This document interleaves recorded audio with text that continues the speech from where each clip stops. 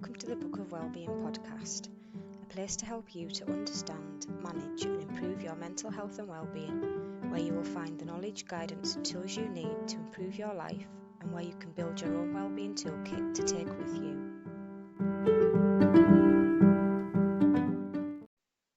A trigger is the connection between your current mind and a buried painful memory, and when they become connected, they reboot past feelings and emotions.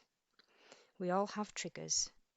The feelings they stir up are usually something we've felt before or similar, but the cause of the situation can be something we've already experienced or something completely new. A person's triggers are unique to them based on the history, the things we've gone through, and our life journey. And here I'll mention again, we're so unique yet so similar at the same time, meaning our story is unique. The road we've travelled is individual to us, but the process of triggers, what's happening in our brain and how they're formed are the same. You're not alone. This process is happening to each and every one of us. And what's happening fundamentally is that an old wound and the emotion it brings is resurfacing. We are re-experiencing a negative emotion that we've had before. But the thing about triggers is that when we're in that moment and we feel some kind of emotional pain, we think it's new. It's a new situation we're in. Therefore, this is a new feeling, and this feels uncomfortable. It feels painful. Triggers can be hard to recognise when we don't look for them. They're the past dressed up in disguise as the present. We're feeling this feeling right now, therefore this pain is new. We mistake opinions for facts, belief as evidence, and black as white. We miss the part where we realise this is something we've been through before. This is triggering something that I've experienced before in the past that's felt painful to me. Working in mental health services has made me realise this. It's so much easier to recognise someone else's triggers than it is your own. If a friend or someone you're close to, someone whose life and experiences you know well, confides in you about some kind of feeling they're going through, you'll likely recognise the underlying trigger before they do. An outside perspective is sometimes clearer. The past can't disguise itself as easily as the future or the present to you because you're not clouded by the emotion it's brought back. Therefore, we can see the picture better, the full story. We've got more of a bird's eye view than the person going through the emotion.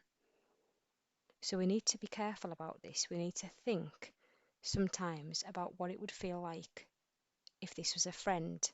What would they recognise? What might they advise you to do? We are all survivors. Each and every one of us has gone through tough times of some form. We don't need to compete here, but just accept the point. We can so easily feel alone, but you're not alone. We all have triggers. We all have experiences, bad and good. We all have emotions. If you observe someone else overreacting to something, it's usually because they've experienced a trigger of some kind. Let's think about areas of our lives where we might experience triggers. Fears and worries, relationships, change, work, illness or health, difficult anniversaries. It's anything that causes you to recall subconsciously or consciously the feeling associated with a past memory or event. And if we use one of these areas and think about an example, we'll break it down so that it makes more sense. So one that stands out for me that I think most people experience some negative feelings towards or they've had difficult times in the past is relationships. And one really common trigger for lots and lots of people, in fact probably most people, is rejection. Most of us have experienced some form of rejection in our lives, either through friendships, relationships, the community we live in, applying for a job and not getting it.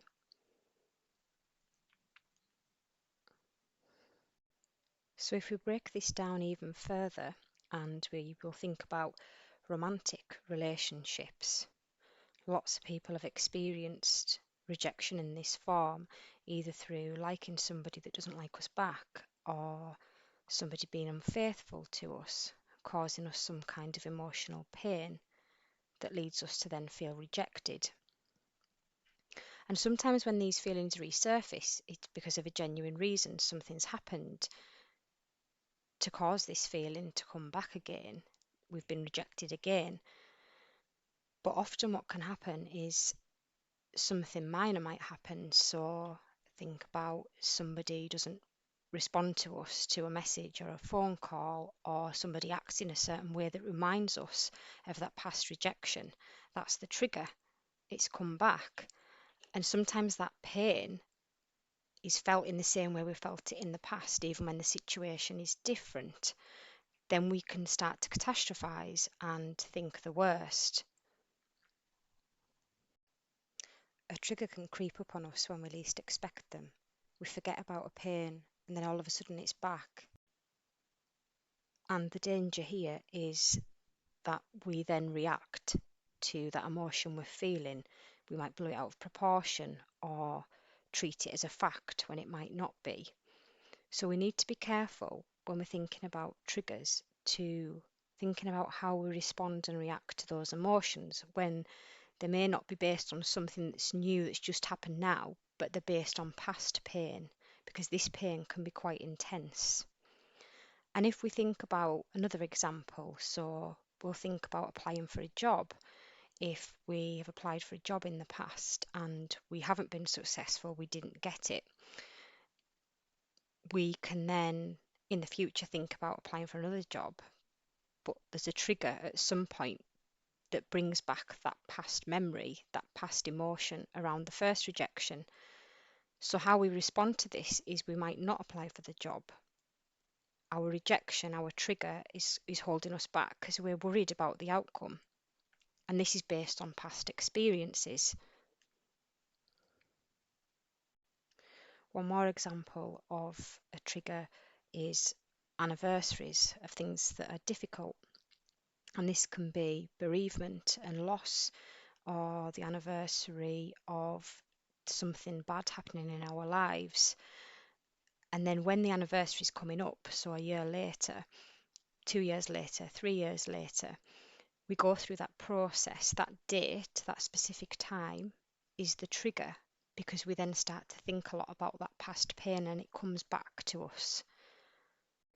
Mostly when we're thinking about triggers, we are thinking about things that have happened in the past that cause us to respond and react in a certain way in the present. But one area of triggers that's important to think about is things like alcohol. What does it trigger us to do? How does it make us feel? Or ironically, when I was writing notes for this episode, I drank a really strong coffee at about 3 o'clock in the afternoon one day when I was at work. I was tired and I needed some energy. It was the wrong thing to do, because an hour later I had a real bad bout of anxiety. I was on edge. I couldn't concentrate. I felt really worried, but I couldn't pinpoint it. And then when I thought back to it, I thought that was the trigger to me feeling anxious. It was drinking that coffee. Too much caffeine late in the day didn't help the way I was feeling. So we need to break down our behaviours, the things that we're choosing to do, the way we're responding to situations, to then think about the trigger. What is the trigger for me? So the first thing we need to do when we're trying to break down our triggers to understand them a bit better is to think about areas in our lives where we respond to things in ways that aren't helpful. We can act impulsively. We do something or say something or act in a certain way that doesn't give us a good outcome. Then once you've got these scenarios, these situations, break them down, go back a little bit, take a step back and think about what is happening. Why are you feeling this way? What might have happened to me in the past, either through an experience or a choice or something difficult why might that be resurfacing these old wounds and these difficult feelings? And it might be the coffee that you chose, or it might be a really bad experience you've had in the past that's caused some pain. There's no right or wrong. Whatever it is, just understand this is a trigger. This makes me feel this way, but it's okay. I'm allowed to feel this way. I understand it's because of this. It's because of the experience I've had, or maybe even the choice I made. Understanding is key. Knowledge is power. Just having this knowledge, understanding, helps us to identify the next time we feel this way, we know why. We know why this pain feels this way, why we overreact to something. Give yourself permission to have these feelings. It's okay that something has triggered the way you feel right now. You are allowed to feel this way. I've got two really simple tools to introduce to this week's Wellbeing Toolkit when we're thinking about triggers. The first one does what it says on the tin, list your triggers. So get a book, get a piece of paper, write it in an email, wherever you like. Make a list of the things you know are a trigger for you, a trigger to unhelpful and painful feelings and emotions. You don't have to show anybody, it can be a secret, but this will help you in the future when you experience something, because you can go back to it and remind yourself this is a trigger. So, for example, a list might start with the coffee. That might be a trigger to anxiety. There might be lack of sleep, might be rejection in relationships, it might be having a problem with health. Doesn't matter, no right or wrong, just get the list written down. And tool number 2, list of what helps. So underneath or next to your list of triggers, we need a list of what helps. So when we're thinking about what helps, we're talking about things that help with some kind of emotional pain or turmoil, or preventing a certain reaction. So really think about you and what helps when you feel this way. Examples might be something that distracts you, a hobby, going for a walk, talking to somebody, writing it down, reading, self-care, watching TV. Again, there's no right or wrong. The list can be endless or just a few things on there. But the important part to this is that when you recognise the triggers happening, you go to the list and you do something on it, something that you know might help the way you're feeling. We can't always avoid our triggers, but we can begin to heal from pain when we're triggered, but we work through the pain and we work to change our negative behaviours and responses, and we accept and allow ourselves to feel pain. Our triggers can actually help us to move on and to grow.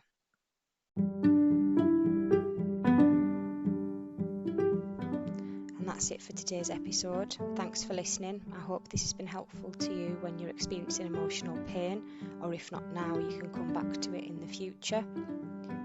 If you like the podcasts, don't forget to subscribe on the platform that you're using, and follow my Instagram and Facebook pages at The Book of Wellbeing.